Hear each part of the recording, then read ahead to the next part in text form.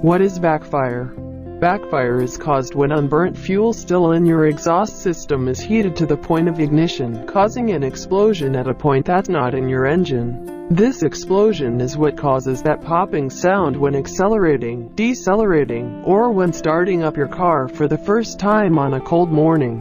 When that burst of fuel gets too hot, it will explode just like a Molotov cocktail and sometimes even send flames shooting out the back of your car. Please no burnouts near a field during a fire ban, kids. Reasons for engine backfire. 1. Bent valves. In each of your cylinders, you'll usually find at least one intake and one exhaust valve. These intake valves open and close to let fuel and air in, while the exhaust valves open at the end of each combustion cycle to let out the emissions, excess gas and fuel out. As with most moving parts in your vehicle, these valves are designed to create a good seal when they are closed to facilitate the most efficient combustion cycle possible. So, if the seal gets worn out or the valves are bent, the seal will no longer prevent fuel from entering the cylinder when you don't want it to. Now, if too much fuel is in the cylinder during compression, you'll have extra unburned fuel present in your exhaust gases. This amount might be irregular if your valve is bent, unlike a rich air-fuel mixture.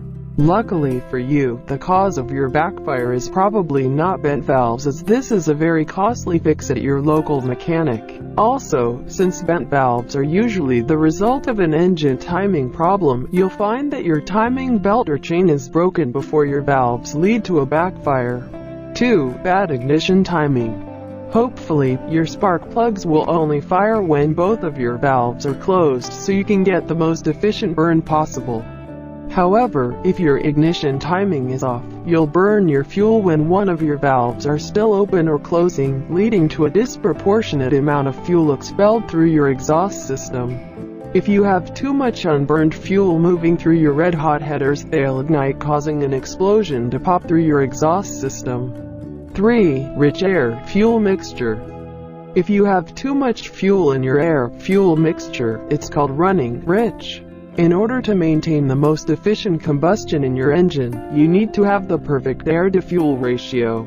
If you maintain this, you will improve the longevity of your engine and it will cost you less down the road.